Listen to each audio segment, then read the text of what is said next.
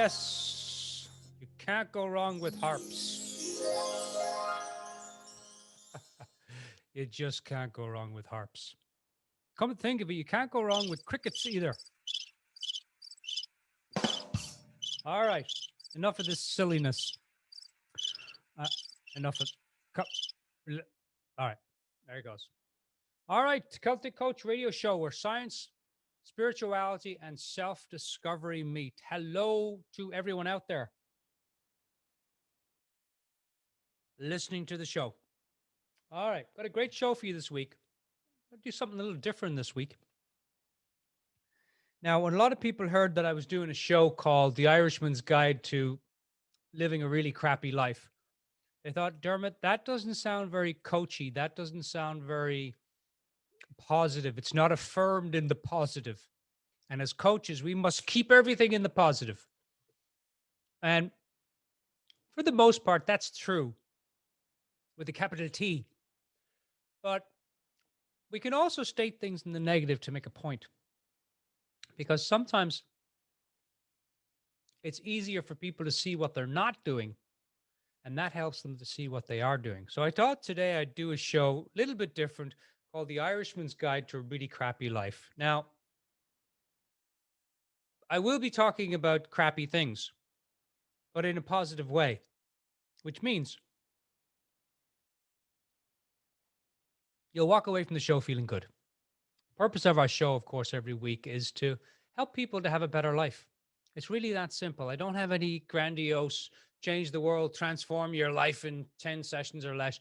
Just it's to help people have a better life. That's pretty much the topic of our show. All right. Now, before I forget, because I will forget, I'm going to tell you what we're doing next week. So October 23rd at 1 o'clock, we're going to be talking about how not to get what you want. And again, it's stated in the negative. I'm just trying something new here. But you'll get a lot from the show. So tune in next Friday, October 23rd at 1 p.m. We'll be talking about how not to get what you want. All right, if you've just joined us, welcome. You listen to the Celtic Coach Radio Show, where science, spirituality, and self-discovery meet.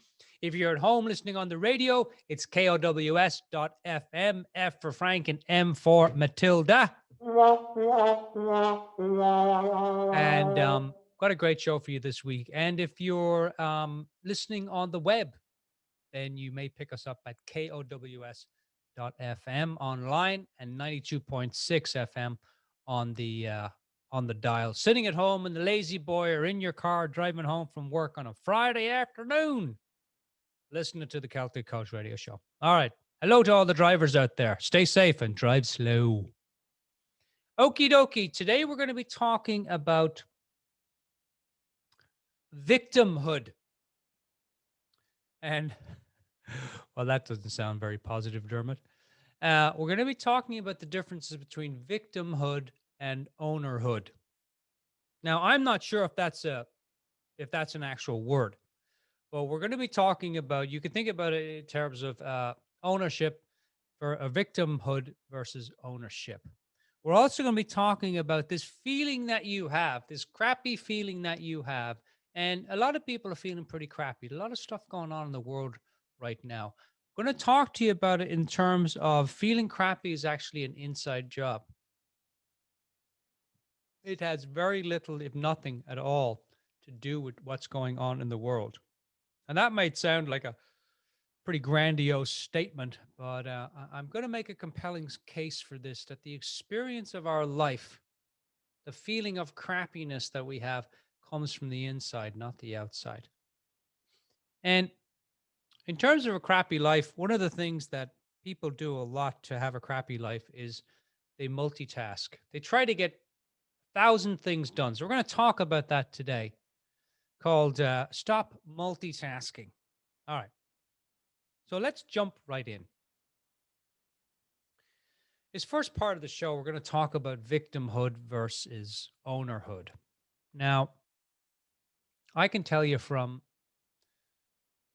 I left home at about, I think I was 16 or 17. I went to Dublin, and from Dublin, then I think at age 19 or 20, I went to Germany.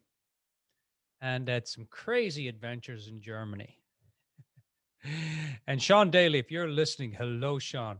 I just recently connected with a crazy, well, he was crazy then. We were both pretty crazy back then in Germany in 1988 when we were working and getting fired from building sites, stealing beer off Oktoberfests, singing at the train station, and messing up this building job. We got hired to do some building, and we messed it up royally.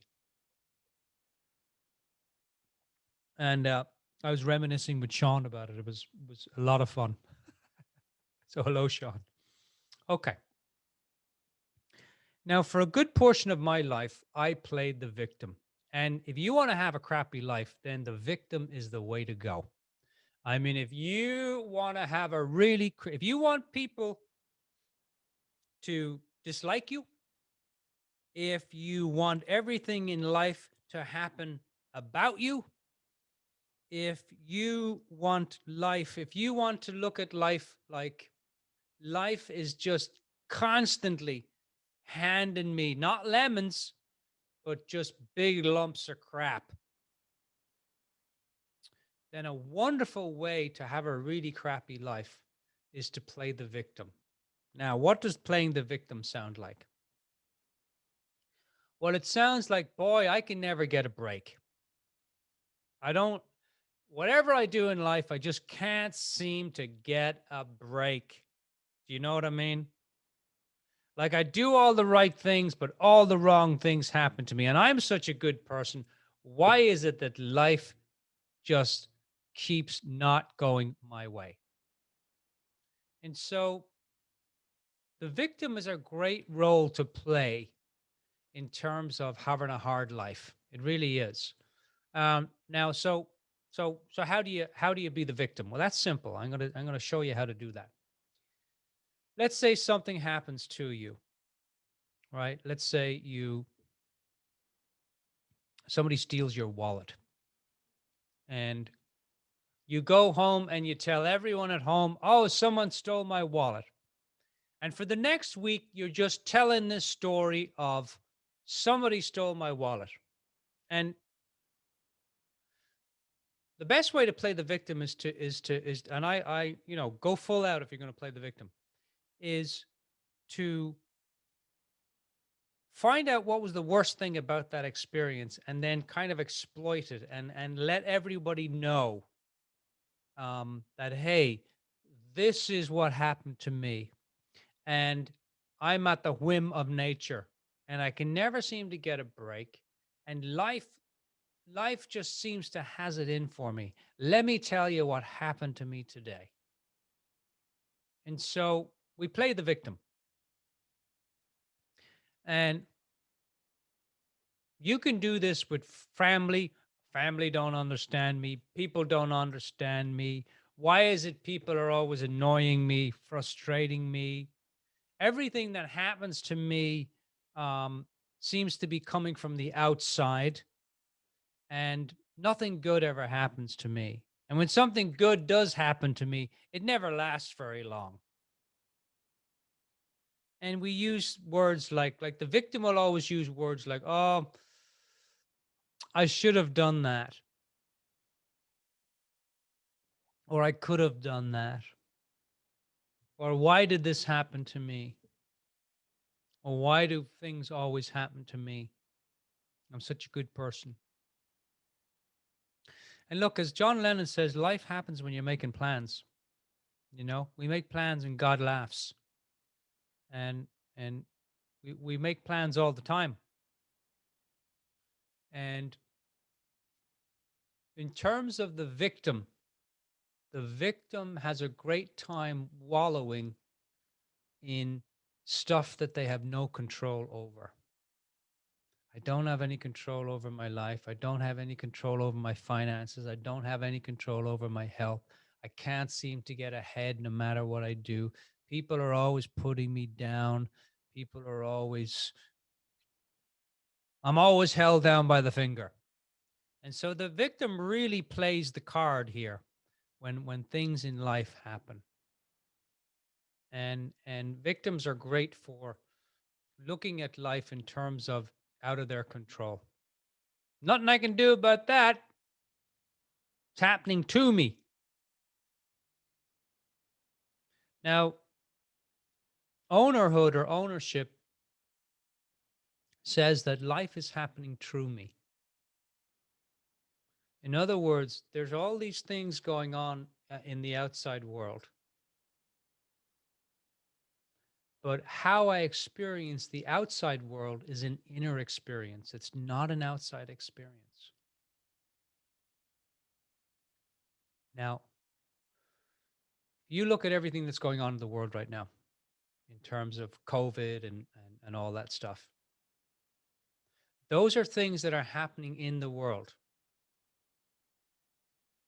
but they're not happening to you because the experience of those things is happening through you. That's why some people can look at COVID and go, okay, so this is another thing that's happening in the world. And how do I want to respond to it? How do I want to experience it? How do I want to look at it? And that's very different from the victim saying, there's nothing I can do about it. And isn't it terrible? And isn't it horrible? And why are these horrible things happening? See, the owner always looks at, what can I learn from this? No matter what it is, how can I use this to grow? How can I use this to make my life better? And how can I use it to make other people's lives better? The owner owns the reality of the situation and then asks themselves, what can I do about this? All right. So clients come to coaching and they've got a problem. And they come and they tell me, oh, Dermot, I got this huge problem that I can do nothing about. That's the victim. And the owner says, Dermot, I got this huge problem that I don't know what to do with. And I'll often say, well, you got this huge problem. So what do you want to create from it? What do you want to create through it? Who do you need to be in order to rise above this? And so sometimes it's not about what we do. Sometimes it's about who we're being. It's a great question to ask yourself. Who do I need to be in order to rise above this? Who do I need in order to take care of this? Who do I need in order to create a solution for this? Who do I need in order to solve this? Who do I need to be in order to take action on this? It's a much different question. The victim. Oh, I just love pressing that button. The victim will say, there's nothing I can do about it. The victim will always go to the negative. The victim will always go to powerlessness. The victim will always look at it and say, why is this happening to me? The owner looks at, so why is this happening and what can I do about it?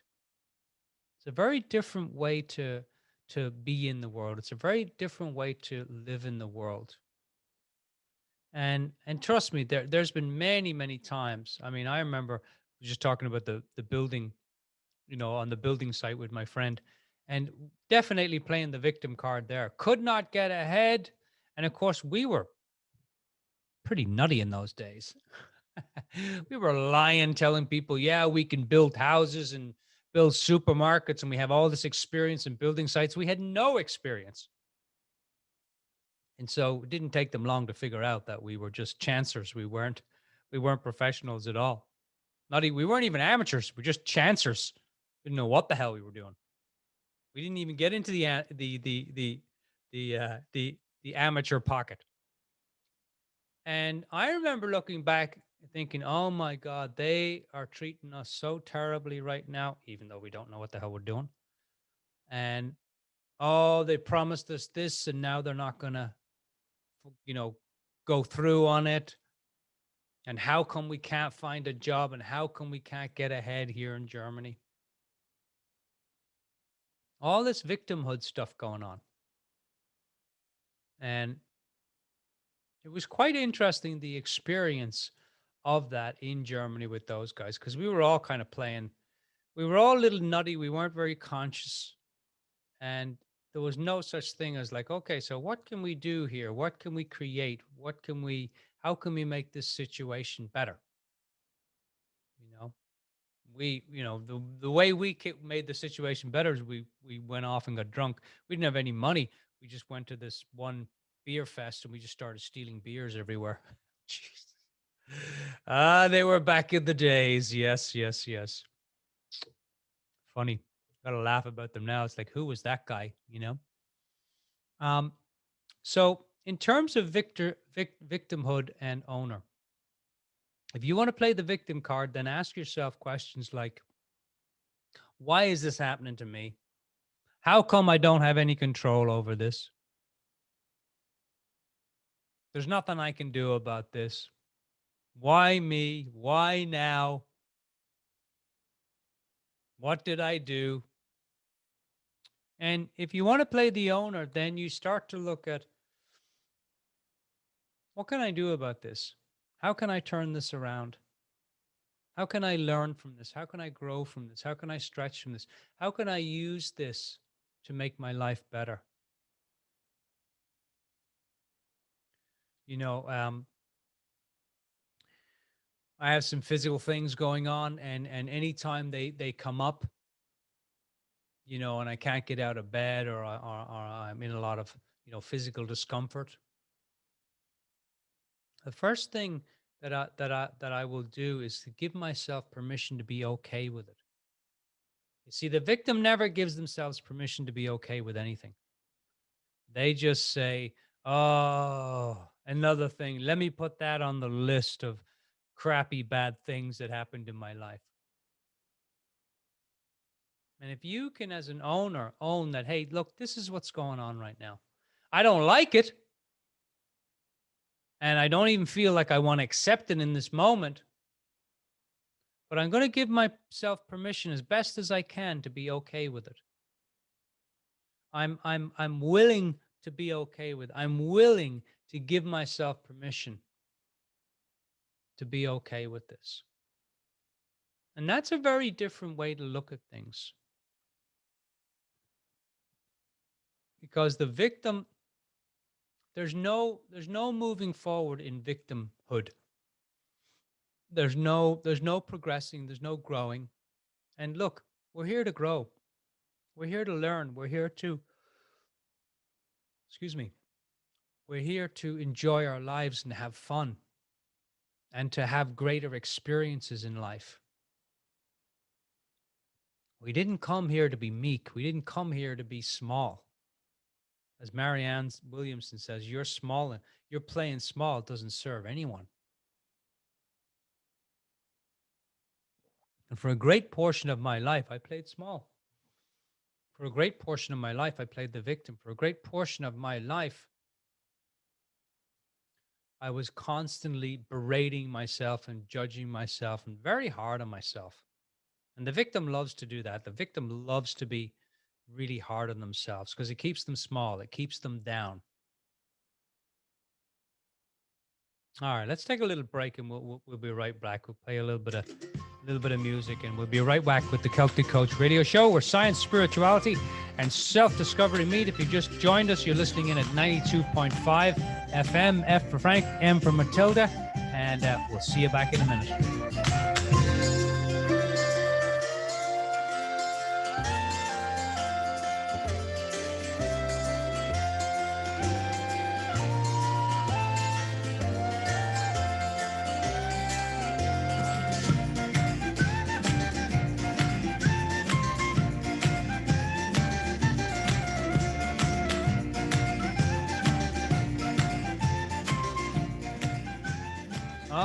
Welcome back, everyone. You're listening to the Celtic Coach Radio Show, where science, spirituality, and self-discovery meet.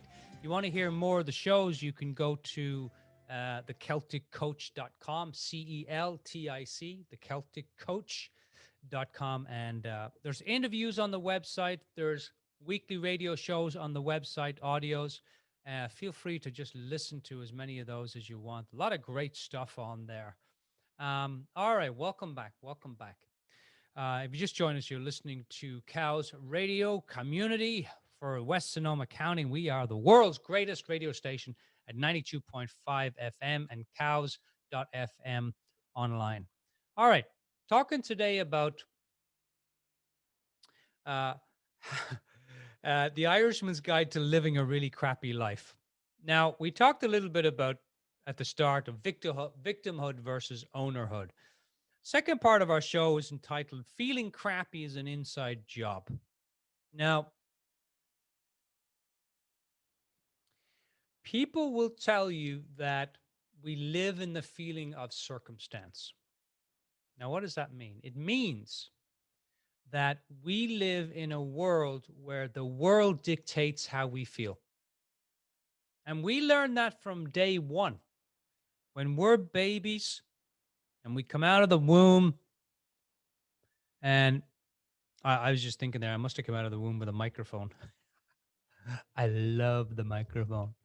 But when we come out of the womb and we cry and we bawl, and the next thing somebody puts a breast in front of our face, is like, oh my God, a breast. And we get on the breast and we're happy as Larry. And right there in that moment, we associate the outside world with giving us pleasure. It happens really, really. It probably happens in the womb when the mother's playing, or the father, let's not count that guy out, music, which the fetus hears and connects to, the voice of the mother, the voice of the father. They're already connecting feelings to the outside world. Happens really, really early. And when the baby is growing up, we're constantly told, oh, you're happy. Why are you happy? What happened to you today that made you happy? Were you did you get an A+ at school today? Was somebody nice to you? Did you get a half day off at school? That often made me happy. And we learned at a very early age that happiness is an outside job. We learned that feeling crappy has got something to do with the outside circumstances. The world is not this. This is going on. That's going on. That person said this to me. That person doesn't like me. That person did this on me. And it's really interesting when we look at feeling crappy as an inside job. It works this way. It's really simple. We feel our thinking. In other words, we're like an antenna, and there's thoughts coming in all day long. Like, you're not thinking all your thoughts. There's no way you could be thinking. That's too many thoughts. I'm just not that intelligent or smart or great to be able to have all the thoughts that come into my head. So they're coming from some radio in the sky somewhere. They're coming from the universe, God, spirit, whatever you want to call it. And our brain is the antenna. It picks up thoughts. And we pull a thought out of all the thoughts that come in and we start thinking about it. And you could say that every thought has a feeling attached. Or you could say that every thought that you think about mirrors a feeling. Right? You could say that every bubble of thought, when it's popped, which means when you start thinking about it, has a feeling inside of it. And that's true across the board, that we feel our thinking. We don't feel the circumstances of the outside world. We feel our thinking about the outside world. So we have a thought comes into our head. We start thinking about it. And We feel that thinking. And then whatever that feeling is, that feeling informs or tells us, it gives us the information to then make up the meaning that we have about that feeling. Right? So let's say somebody said something to me, and the thought comes into my head, oh boy, that person is a real A, fill in the blanks. I won't be saying it on my radio show, but fill an A H. And I start thinking about that person. Oh, they're a big A, blah, blah, blah, blah. And then I feel that thinking.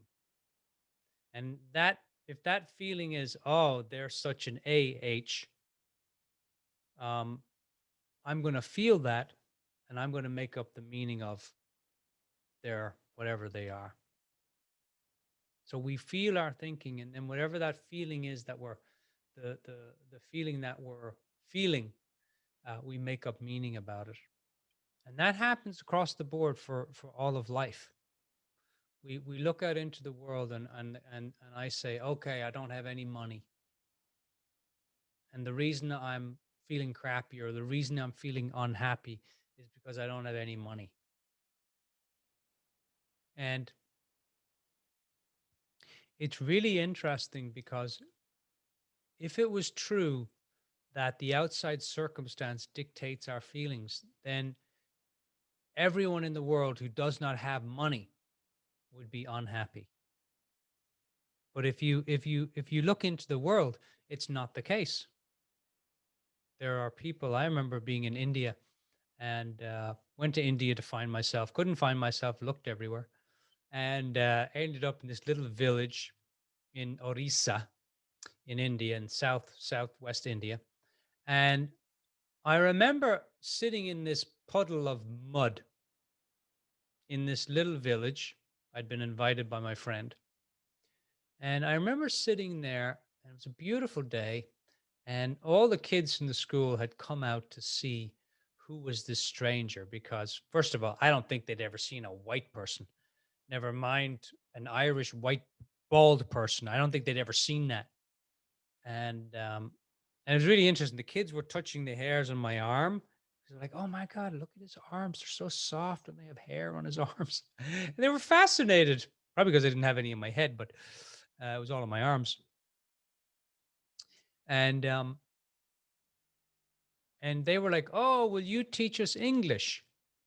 And they've been learning a little bit of English, but it's quite broken. And I remember just sitting there in the mud on that particular day, and my shoes and socks off, and head to toe in dirt and mud. There's nowhere to shower or anything. And I was teaching them U2 songs and different things. And I remember thinking, wow, I literally have no money. I'm wearing barely any clothes. I have no idea what's going to happen in my life. In a way, I was a little bit lost back then. And one of the reasons I went to India. And I remember thinking I could never be happier. And that was a huge moment for me. It was one of those moments that you realize that, first of all, I didn't need so many things that I said I needed. That I need all these things in life to make me happy. There was such a moment of clarity and such a moment of insight around, I need a lot less than I think I do to be happy. In fact, I could sit in this mud right now and be happy for the rest of my life. And that was powerful. That was really powerful for me. Um, and I remember coming back to America, and I had a really hard time integrating that experience, and integrating just being in India, where there's just so much poverty, and coming back here to America where there's so much abundance. And it took me a good 6 months, maybe even a year, to integrate that experience and to find some balance. Because for the first 6 months or so, I was constantly saying, "Oh my God, people have so much and they're so unhappy. It's disgusting."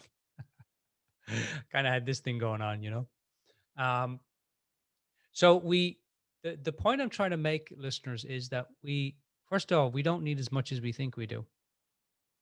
But that feeling that you have of insecurity, that feeling of lack of confidence, that feeling of fear, that's an inside job. That comes from the inside. That doesn't come from the outside. A really simple example of this would be if you were to take a $10 bill and you were to hold it in your hand. Now, with that $10 bill, does that have some magical powers that when you touch it, it makes you happy? It somehow, there's a little syringe comes out and it just pricks your finger and it injects you with happiness fluid. Doesn't happen that way. You can give $10 to somebody who has a lot of money, they won't think anything of it. You give $10 to somebody who doesn't, they go, "Oh my God, I can't believe it." We make up the meaning that money has. We make it up. $10 has this much feeling, $20 has this much feeling, $1,000,000 has this much feeling. We're constantly projecting ourselves to the outside world, saying it's the outside world that's giving us this, it's the outside world that's giving us that. But if you look a little closely, I guarantee you'll see in your life where you had times where you probably didn't have much and you were quite happy. And there's times in your life when you had a lot and you were quite happy or not quite happy. I've known people who are millionaires, even billionaires, not satisfied with their lives, not happy with their lives. So if money could make you happy, then everybody be happy. But money doesn't have that power because we give meaning through our thinking to money. We give meaning through our feeling, our thinking to all the experiences in the world. We label this experience and we label that experience. We give meaning to everything that we do in the world. And when something doesn't go right, something goes south, we say, "Oh, you see, that thing is not making me happy. And my relationship is not making me happy. And my job is not making me happy." Now, does that mean you stay in an abusive relationship or you stay in a job that you hate? No, it doesn't. I'm not saying that. Because I mean, you can justify anything. I often think back, I often think my mom, growing up, I used to pray that my mom would leave my old man. He was an alcoholic, was quite violent at the time. And I would often think, boy, why doesn't she leave him? It's a no-brainer. He's not a good person. He's violent. He's not a nice man. Why doesn't she leave him? And for whatever reason, she had made up meaning that she should stay. So we make meaning about everything, about having money, not having money, doing what we want, not doing what we want, having a great relationship, not having a great relationship, having all the things we want, not having all the things we want. We're constantly labeling and making up meaning about every person, place, thing, and experience in our life all day long. All day long. Now, the good news with that is if feeling crappy is an inside job, which means you feel your thinking. And I'm not saying you have to, okay, so I have crappy thinking, Dermot, so I feel crappy. I get it. So now I just need to have positive thinking. No, you don't. You don't. You've just got to notice when you're stuck in a lot of crappy thinking. And in that moment, if you can give yourself permission to be okay with it, it'll change. It's the number one thing. If you want to change your life, you've got to give yourself permission that where you are today is okay. I got $10 in the bank today. And just for today, I'm okay with the $10. That doesn't mean now you're like, "Oh yeah, well, if I sit at home and eat chips and just attract it, I'll get more money." There's action involved here. There's things you need to do. But unless you give yourself permission to be okay with where you're at, like I often say to the coaches come to me, and one of the things that I'm blessed to do is I coach coaches. I help them build their coaching practices, and I also have a school online. And they'll come to me and they'll say, Dermot, I'm not where I want to be. And I say, yep, and that's your biggest problem right there. Because you're not okay where you are, and you're not okay with where you want to be, even though you don't know where that is. And I'll say, do you know where you want to be? No, but I don't want to be here. I say, well, the first thing that you need to do is be here. To be okay with, hey, right now you've got no clients. You're starting out building your business. You got 0 clients. And can you be okay with that? See, when we give ourselves permission to be okay with where we're at, then we also give ourselves permission to move forward and to change. It's a very different way to, most people will tell you like, okay, the way to change is, okay, Darren, I just got to push through this, and I got to Tony Robbins this, and I've got to just, take the bull by the horns. And I don't know about you, but I get scared when I think about taking a bull down by the horns. Like a bull is like a 400-500 pound animal.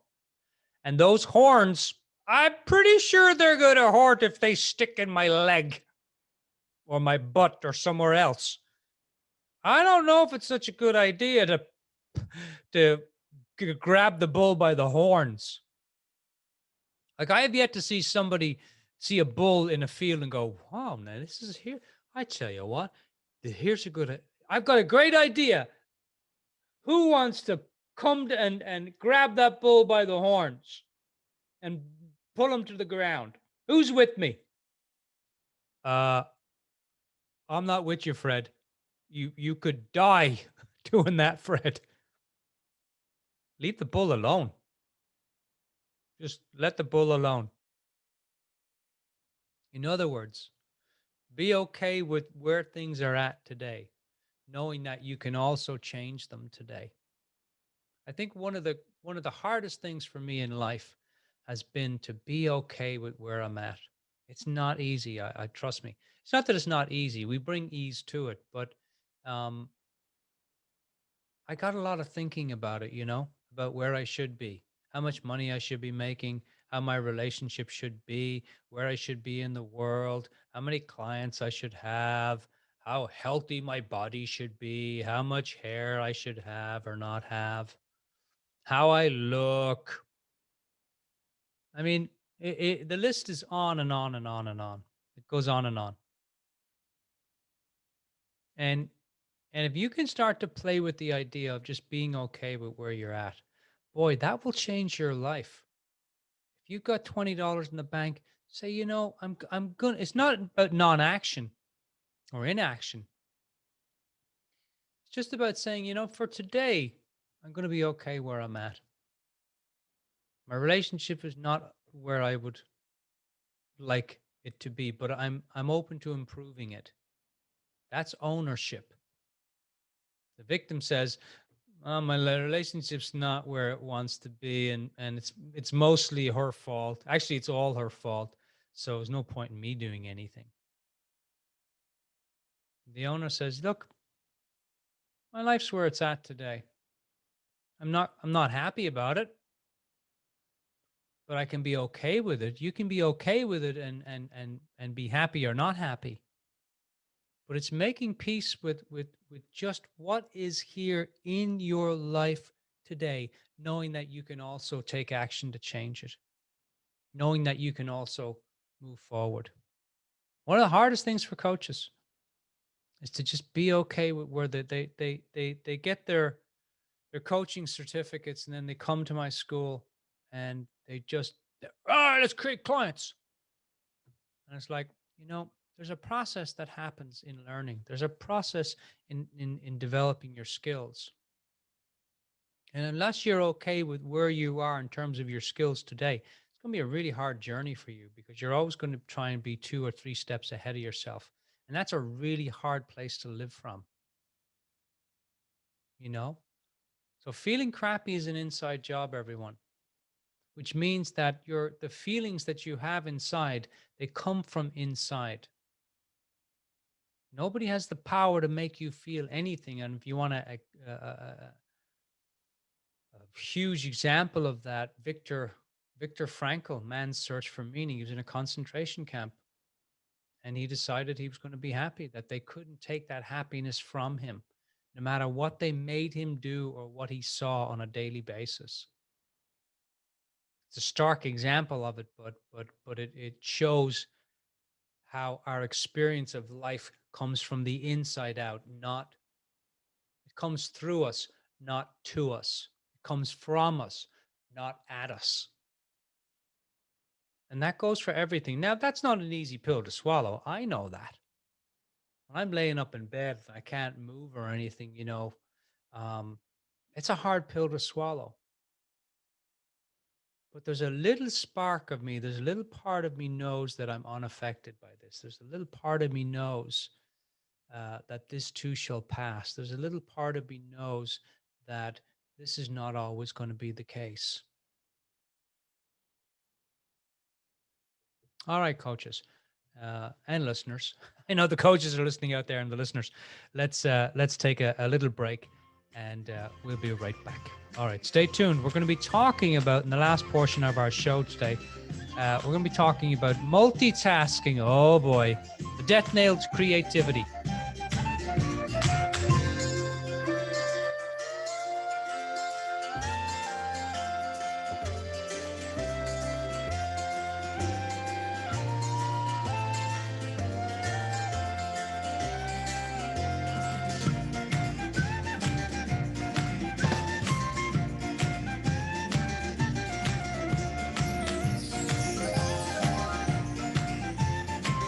All right, enough of that silliness. Welcome back. You're listening to the Celtic Coach radio show where science, spirituality, and self-discovery meet. If you just joined us, you're listening on KOWS.FM, or maybe you're listening somewhere else on the radio, on the YouTube, iTunes, SoundCloud, the website, CelticCoach.com. I mean, there's 1,000 places you could be listening. Wherever you're listening, there you are. All right, we're talking today about the Irishman's Guide to Having a Really Crappy Life and to living a crappy life. Now, one of the things that will really help you to have a terrible life is multitasking. It is a great way to have a terrible life. So here's how it works, in case you're wondering. I have clients that come to me and they want to build a business. I have coaches that I work with, and they want to build a business. And they're operating their business at the speed of life. They're on social media. They're sending out flyers. They're sending out emails. They're telling people about their coaching. They're putting up flyers.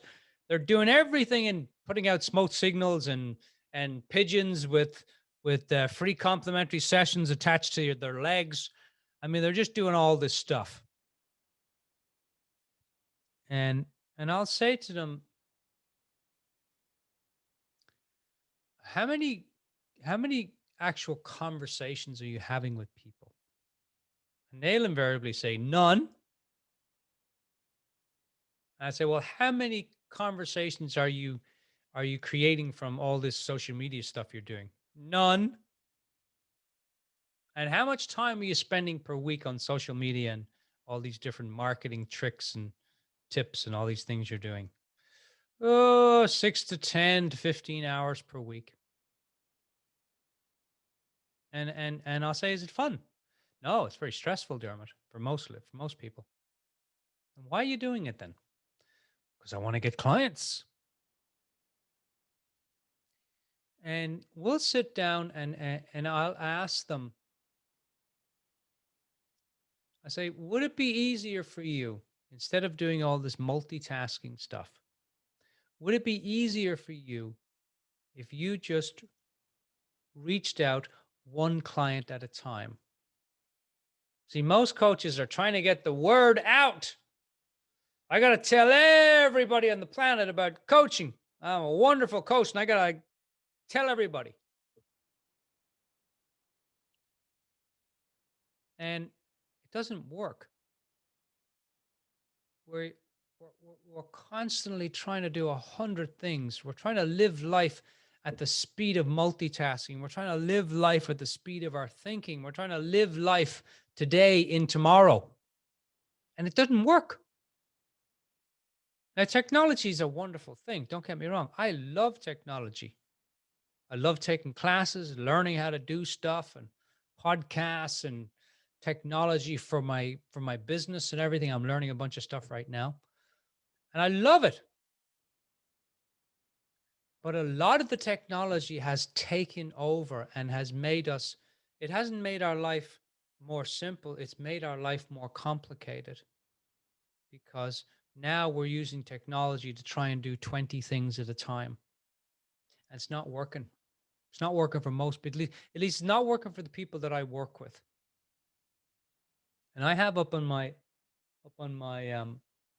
my whiteboard on the wall, my office here. It's just a question, and I ask myself it every day. What would simplify your life even more today?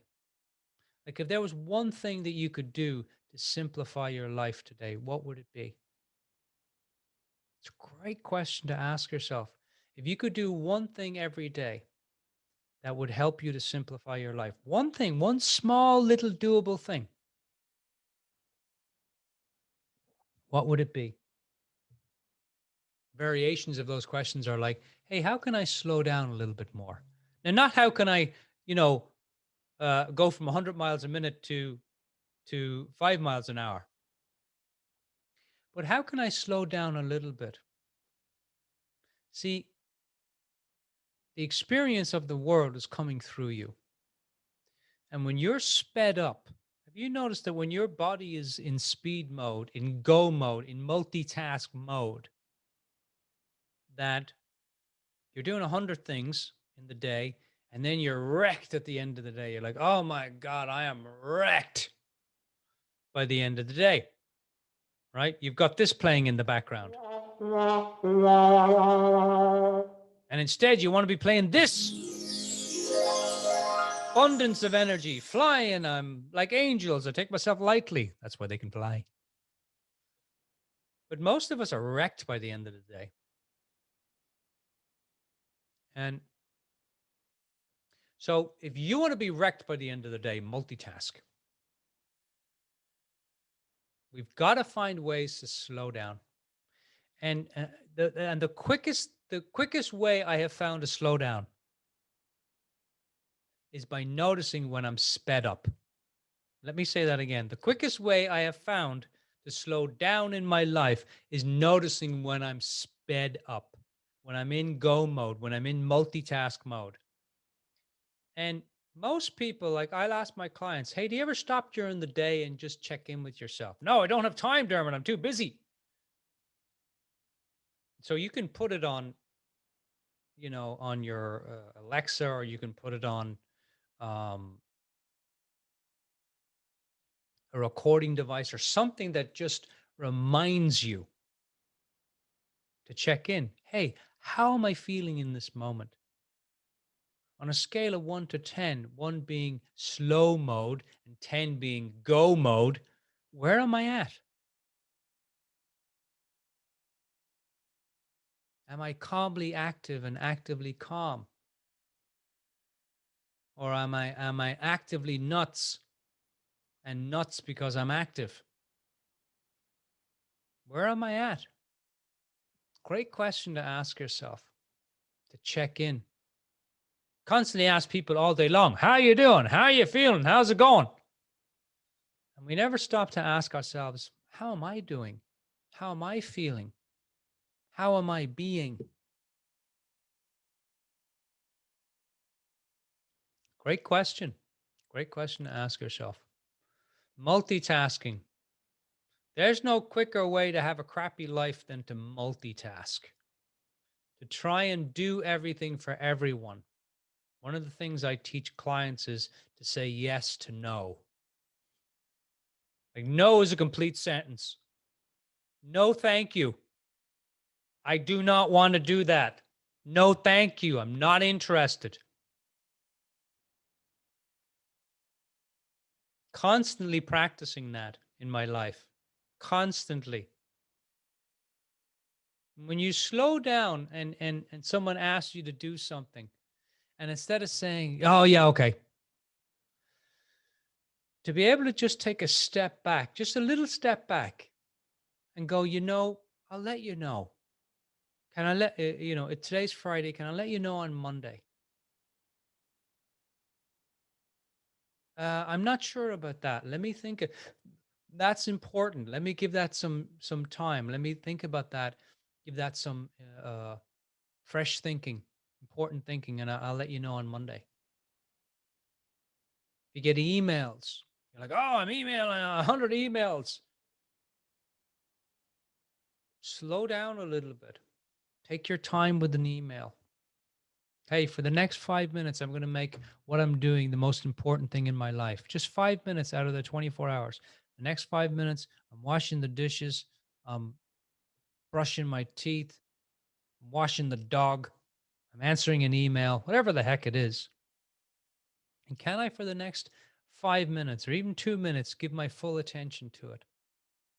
It's one of the reasons I love to do my radio show, because when I'm doing my radio show, I'm completely present with what I'm doing. I'm just fully present. I'm fully here. I really enjoy that part. My friend, the crazy guy I was telling you from, the American guy from Germany, who was one of the crazy gang in our gang, and he skydives, has been doing it for years. And I said, "What do you love about skydiving?" I said, "You like the thrill?" And he said, "No." He says, "I love the peace." And I said, "The peace?" He said, "Yeah, I love the peace of when I'm flying through the air, I got nothing on my mind. I love it."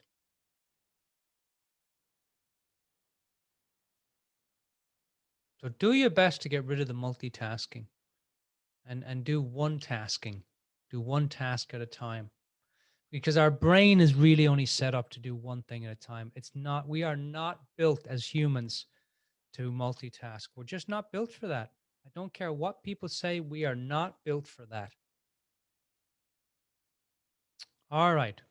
Let's start to wrap up our The Irishman's Guide to a Crappy Life. I don't know if I did that topic any justice today. I mean, I was trying something new. We'll see. It may just take some practice. But as we wrap up, here's a few things I'd like you to take away from our talk today. There's two ways to look at life, to experience life. One is, why is this happening? And the second is, what can I do about it? Victim, why is this happening? Ownership, what can I do about it? What do I want to create from this?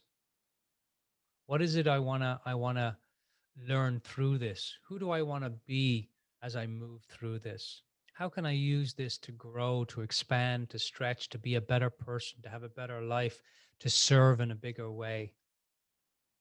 How can I use this as a way to serve my community? A lot of the things that happen to me in my life, things that are not easy for me, um, I use them as stories. I use them as ways to help people to understand their lives. I share my stories of struggle, and in doing that, somebody gets something from it. So everything that you go through, you can use it as an inspiration for other people. And that's nice, because sometimes life is a real struggle. Sometimes life is tough. Sometimes it's just not easy. I get that. I totally get that. But at the end of the day, it always comes back to, what do you want to do about it? How do you want to respond to that? What do you want to create from that?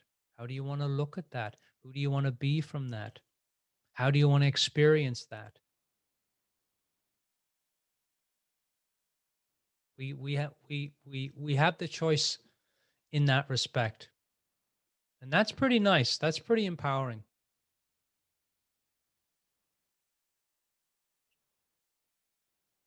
So do your best to start to look at where are you multitasking in your life? Where are you trying to do a million things at once? And notice, take a pause during the day, put it on a recording device to ask you, how are you feeling? Are you in go mode? Are you in slow mode? Are you in now mode? Where are you at? And see if you can just, because the minute you notice you're in go mode, you automatically start to slow down. It's like when you have the your foot on the accelerator and you're going too fast and I'm going too fast. The foot automatically just comes off. Same when you're in go mode. When you notice you're in go mode, the foot just comes off the accelerator. If you want to hear more of these shows, you can go to the CelticCoach.com and just go to radio show. And there's lots of interviews there. There's also lots of radio shows that I've done. This is our 9th year doing our radio show, which is very, very cool. Very, very happy about it. But you can pick us up on YouTube, iTunes, SoundCloud. You can just put in the Celtic Coach radio show and it'll pop up. Okay, everyone. Listen, I hope you've really enjoyed our show. I've had a nice time today talking to you. We will be back, as I said. Let me just see. When did I say that? Gotta look at that. Okay, October 23rd at 1 p.m. We're going to be at Pacific time. How to not get what you want. I'll be talking about.